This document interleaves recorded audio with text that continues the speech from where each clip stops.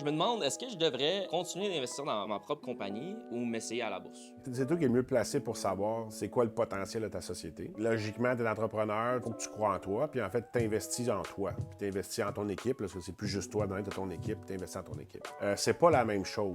Investir dans ta compagnie, c'est du capital à haut risque, parce que je vais juste vous mettre en perspective. Est-ce que quelqu'un achèterait une action de ta compagnie? Elle a beau être super bonne, très rentable, ça reste que quelqu'un qui va venir investir dans ta compagnie. T'sais, quand tu investis à la bourse, tu essaies de pogner une compagnie solide, avec un gestionnaire solide, avec une équipe. Puis il y a les penny stocks, souvent, où c'est des petites entreprises, soit des grosses entreprises, mais peu importe, mais qui font pas de rendement. Là. Mais là, dans un portefeuille normal, là, on va acheter de la small cap des fois, puis des sociétés émergentes.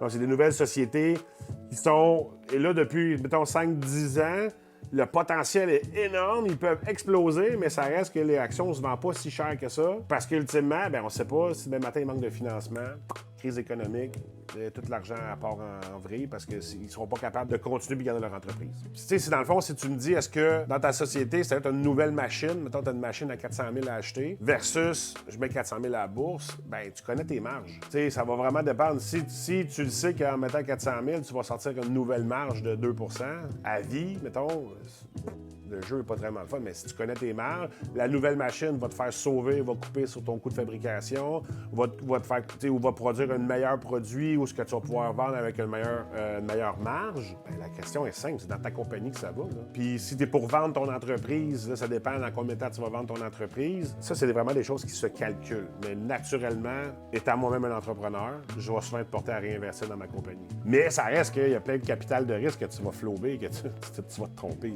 Tu vas mettre 50 000 ici, tu vas mettre 25 000 là, tu vas mettre un 100 000 là. Pas toujours où tu vas avoir une récupération sur ton investissement, mais à long terme, oui, parce que ça, c'est des apprentissages. Rendu à un certain stade de maturité de ton entreprise ou de croissance, oui, il faut que tu te diversifies, parce que si tout c'est ta compagnie, puis tu n'as jamais rien mis de côté alentour, bien ça, c'est un danger aussi. Mais dans tes premières années, il faut que tu sois, excuse-moi l'expression, mais all-in.